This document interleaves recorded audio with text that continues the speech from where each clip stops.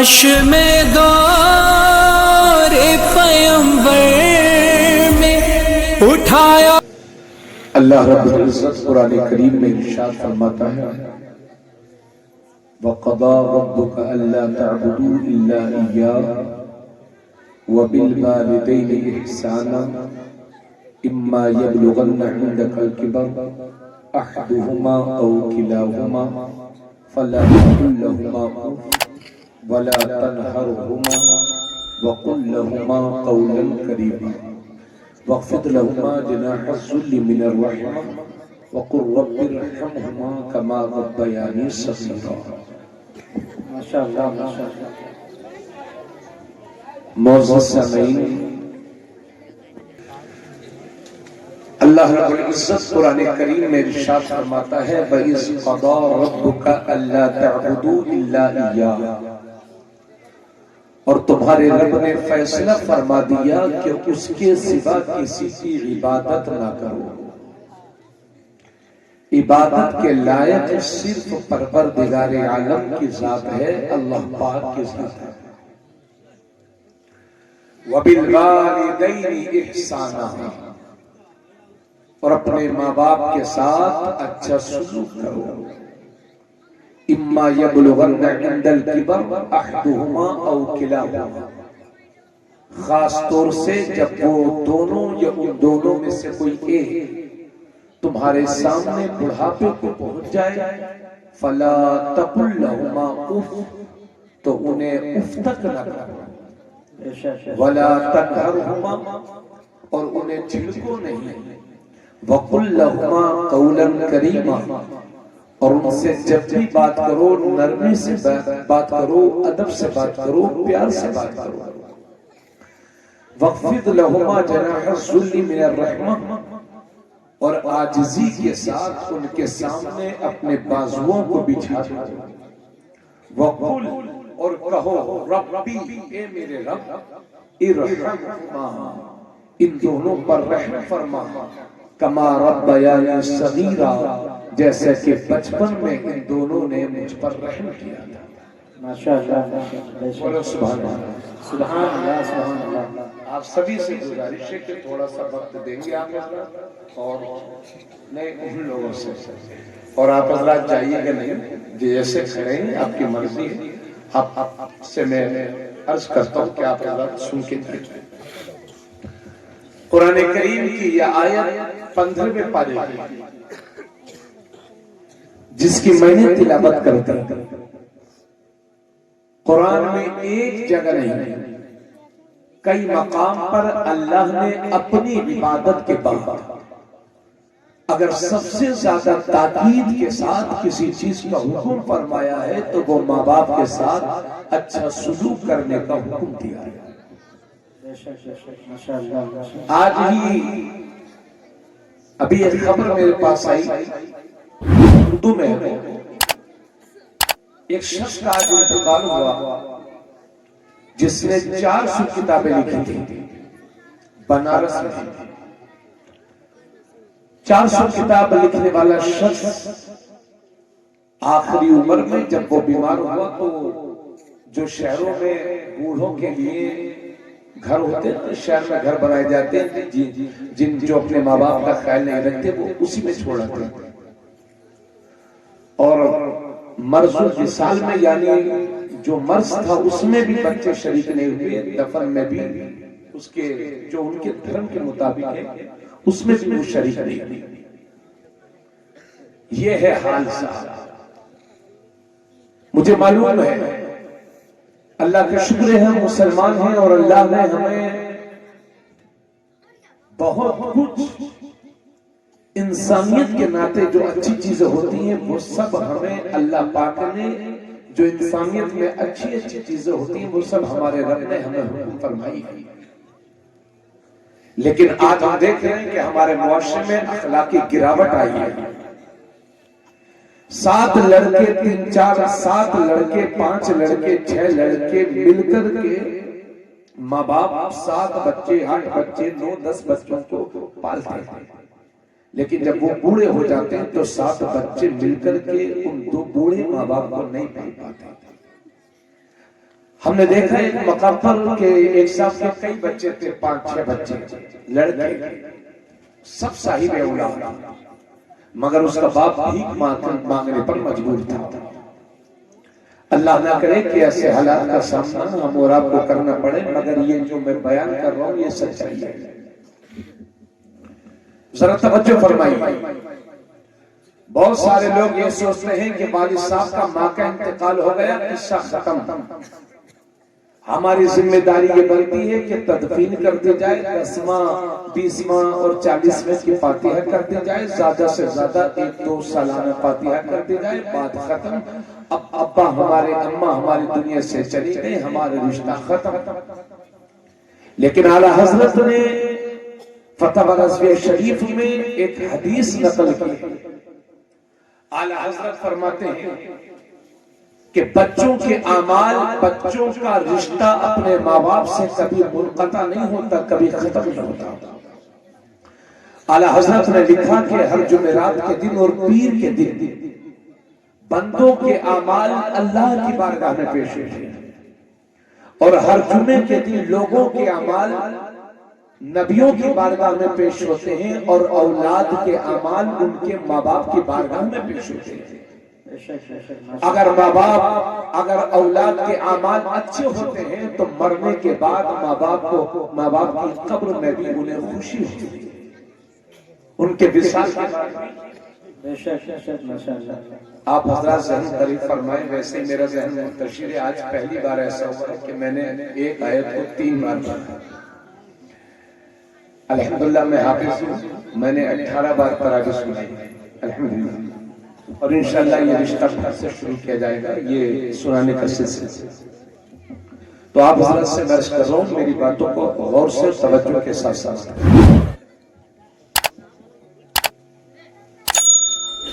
تو اعلیٰ حضرت نے وہ حدیث پاک نقل کی ہے کہ جمعے کے دن لوگوں کے اعمال ان کے ماں باپ کی بارگاہ میں پیش ہوتے ہیں۔ اگر بچوں کے اعمال اچھے ہوتے ہیں تو مرنے کے بعد قبر میں بھی ماں باپ کو خوشی ہوتی ہے، اور اگر بچوں کے اعمال خراب ہوتے ہیں تو مرنے کے بعد بھی ان کو تکلیف ہوتی ہے۔ اس لیے والد کے یا والدہ کے وصال کے بعد ایک اولاد کی سب سے بڑی ذمہ داری یہ بنتی ہے کہ وہ اپنے آپ کو پہلے سے زیادہ بہتر کر لے۔ یعنی نماز نہیں پڑھتا تھا تو نماز پڑھے، جھوٹ بولتا تھا توبہ کرے، حرام کھاتا تھا توبہ کرے، لوگوں کو گالی نہ دے، کسی پر ظلم نہ کرے، جھوٹ نہ بولے، زکوٰۃ کے لائق اللہ نے بنایا زکوٰۃ ادا کرے، استطاعت والا بنایا ہے تو حج بھی کرے، رمضان شریف کے روزے بھی رکھے، کسی پر ظلم نہ کرے، شراب جوئے کے قریب نہ جائے، غیبت نہ کرے، جھوٹ نہ بولے، اجنبیہ عورتوں کو نہ تکے۔ یہ ساری چیزیں انسان کے لیے، اس انسان، ہر انسان کے لیے زیادہ ضروری ہے، مگر اس انسان کے لیے اور بھی زیادہ ضروری ہے کہ جس کے ماں باپ دنیا سے چلے جائیں۔ اس لیے یہ مت سوچئے گا کہ 40واں ہو گیا قصہ ختم، جی جی، اس لیے حکم ہے، مستحب ہے کہ ہر جمعے کے دن لوگوں کو اپنے ماں باپ کی قبر پر پہنچنا چاہیے، اس لیے کہ گھر والے جتنی دیر تک اپنے گھر والوں کی قبروں پر رہتے ہیں تو گھر والوں کو خوشی ہوتی ہے۔ آج مولوی منظور صاحب مرحوم مولانا رستم صاحب اعظم بھائی مجسم بھائی کے والد محترم، اللہ ان کی تربت پر باران رحمت نازل فرمائے۔ موت تو سب کو آنی ہے، موت سے کوئی بچے گا نہیں، لیکن وہ موت قابل رشک ہے جو نبی کے شہر مدینہ شریف میں ہے۔ سبحان اللہ، بولو سبحان اللہ۔ سبحان اللہ، سبحان اللہ۔ اور یہ کوئی قصہ کہانی کی ہے، قصہ کہانی نہیں، یہ مسلم شریف میں اللہ کے نبی صلی اللہ علیہ وسلم فرماتے ہیں من خرج حاجا او معتمرا او غازیا ثم مات في طريقه كتب الله له اجر الغازي والحاج والمعتمر۔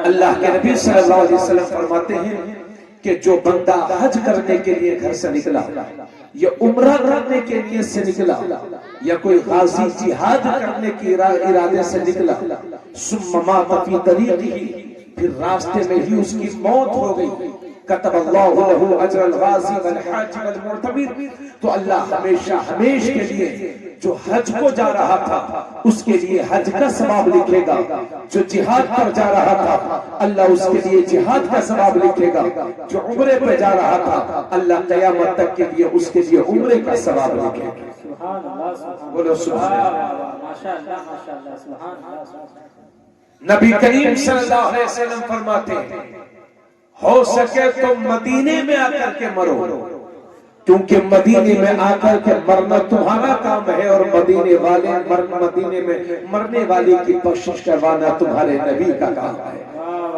نبی فرماتے ہیں جو مدینے میں مرے گا میں اس کی شفاعت کراؤں گا۔ سبحان اللہ، سبحان اللہ۔ حضرت عمر رضی اللہ تعالیٰ عنہ جو امیر المومنین ہیں، خلیفۃ المسلمین ہیں، تقریباً 8-10 سال انہوں نے امور خلافت انجام دی۔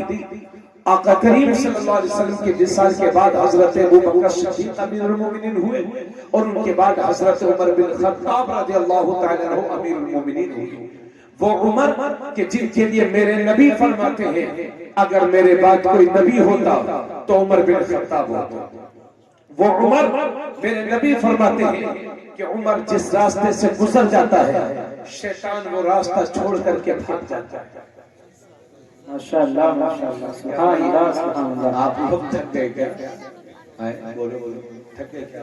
سبحان اللہ سبحان اللہ، واہ واہ واہ، ماشاءاللہ ماشاءاللہ۔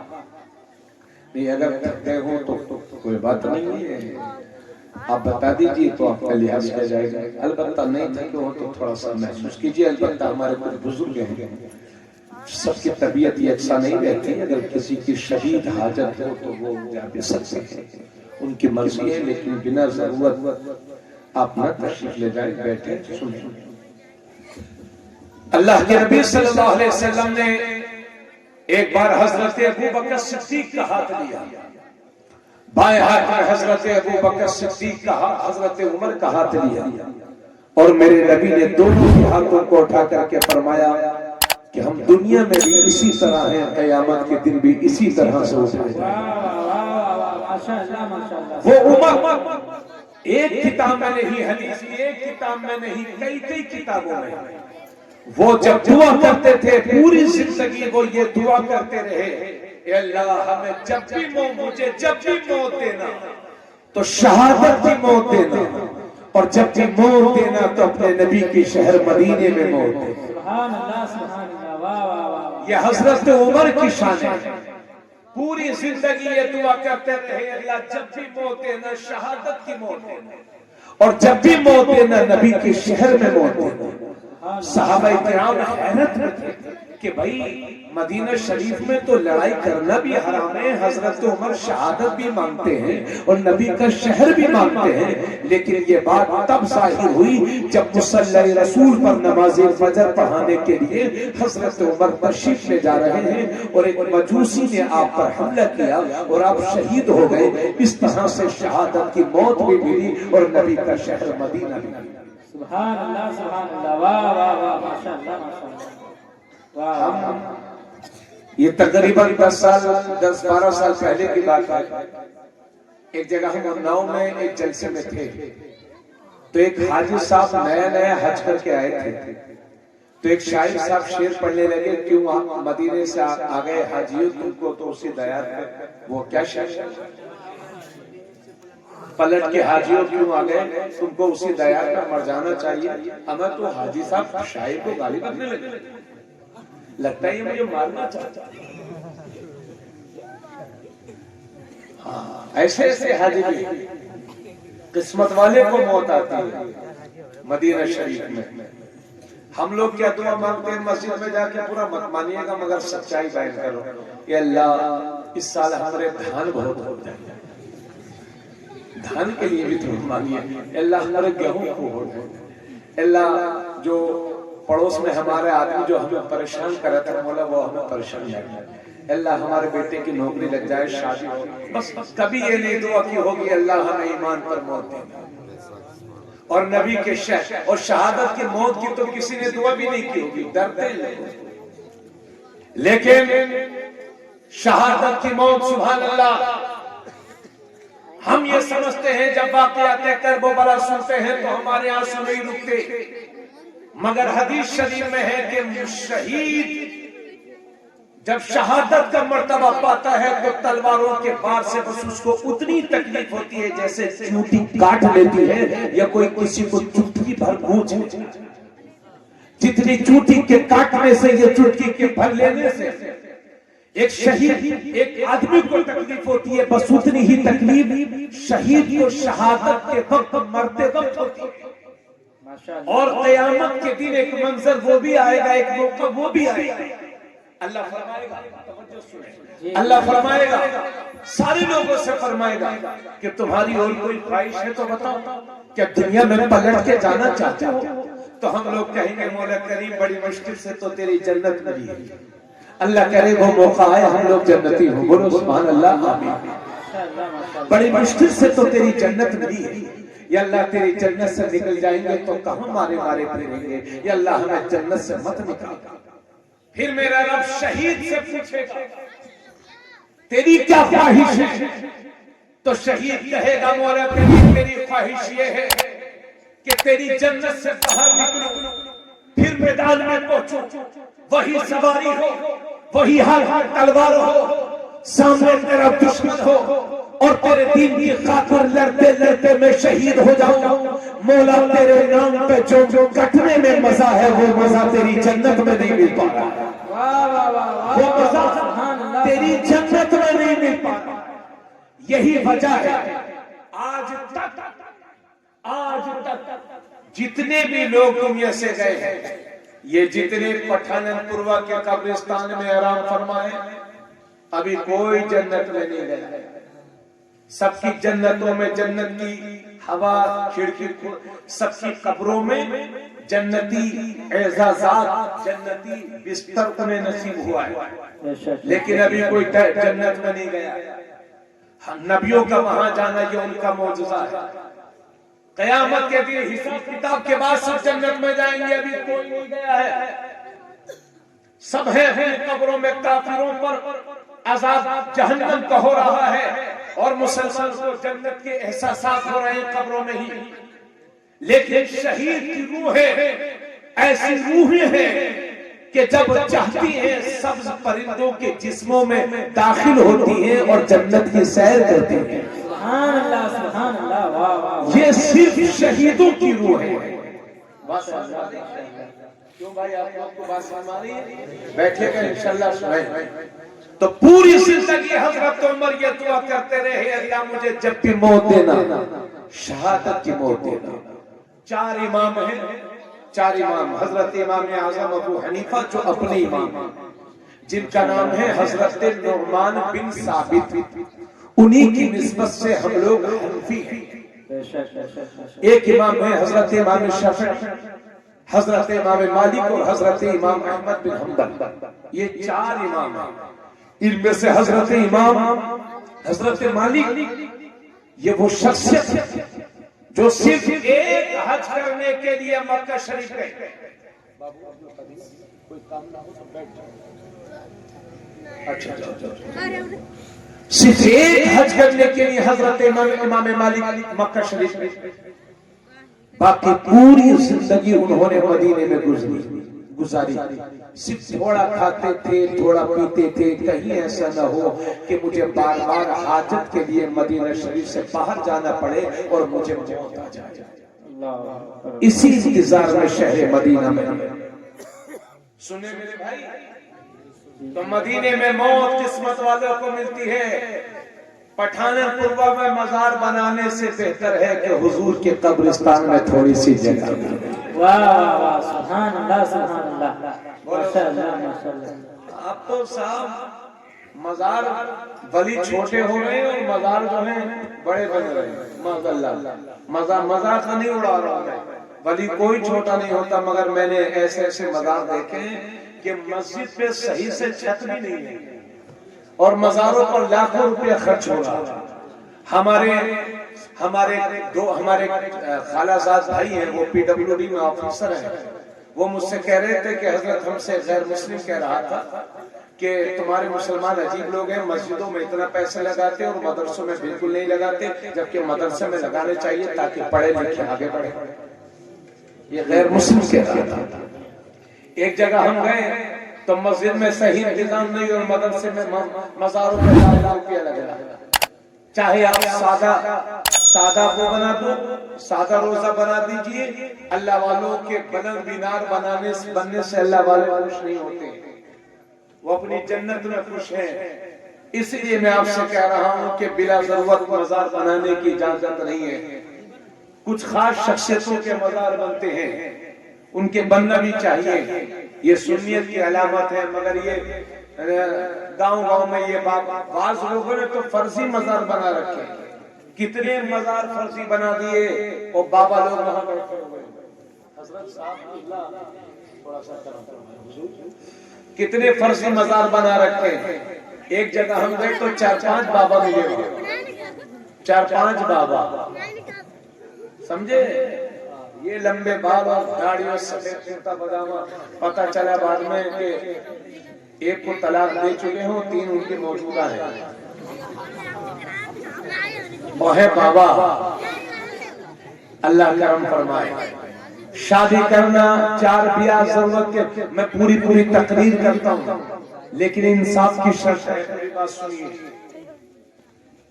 تو میں یہ عرض کر رہا تھا کہ مدینہ شریف کی موت اسے ملتی ہے جو قسمت والا ہوتا ہے۔ ابھی میرے عزیز نے بتایا کہ حضرت میں نے اپنی زندگی میں اپنے والد سے ابھی بتایا کہ میرے والد صاحب کی کبھی نماز فجر قضا نہیں ہوئی تھی۔ بولو سبحان اللہ۔ اور اسی مجمع میں بعض لوگ ایسے بیٹھے ہوں گے کہ عید کے دن کے سوا انہوں نے کبھی فجر کی نماز نہیں پڑھی۔ اسی مجمع میں بیٹھے ہوں گے۔ ابھی ہم کچھ دن پہلے فروخ آباد اور باندہ کے دورے پر تھے، تو ہمارے ساتھ میں جو ہمارے ڈرائیور تھے وہ مجھ سے کہنے لگے بتائیے اللہ پاک بھی دیکھ نہیں رہے، اللہ پاک بھی مسلمانوں کے حالات پر کچھ کر نہیں رہے۔ تو میں نے کہا اللہ پاک کیا کرے گا، آپ اپنے اعمال تو سدھرو، نماز ایک ٹائم کی نماز نہیں اور کیا کرنا، برا مت جانیے گا، لیکن یہ بات سچ ہے۔ توجہ فرمائیں۔ اب آئیے جو آیت کریمہ میں نے پڑھی تھی، سب سے پہلی بار اللہ نے سب سے پہلے اپنی عبادت کا حکم دیا، اور اس کے بعد ماں باپ کے ساتھ اچھا سلوک کرنے کا حکم دیا۔ قرآن میں ایک مقام پر نہیں، کئی مقام پر ہے۔ حضرات گرامی، یہ ہمارے علماء اسٹیج پر بیٹھے ہوئے ہیں، اگر مولانا رستم صاحب میرے کان میں کہیں کہ مولانا صاحب یہ بھی بول دیجیے، میں پھر بھی ان کی بات نہ مانوں تو مجھ سے دوبارہ کہیں گے کہ حضرت میں یہ کہہ رہا تھا یہ بھی بول دیجیے، میں پھر بھی ان کی بات نہ مانوں تو مجھ سے 30 بار کہیں گے کہ حضرت میں یہ کہہ رہا تھا یہ بھی بول دیجیے، پھر بھی میں نہ مانوں تو بولو یہ ناراض ہوں گے کہ نہیں؟ اگر یہ کوئی بات مجھ سے 3 بار کہیں اور میں انسنا کر دوں تو یہ مجھ سے ناراض ہو جائے، تو سوچو تو صحیح، میرے رب نے قرآن میں تقریباً 68 یا 70 مقام پر نماز کا حکم فرمایا ہے، پھر بھی ہم نماز نہیں پڑھیں گے تو رب کی رحمت روٹھے گی کہ نہیں؟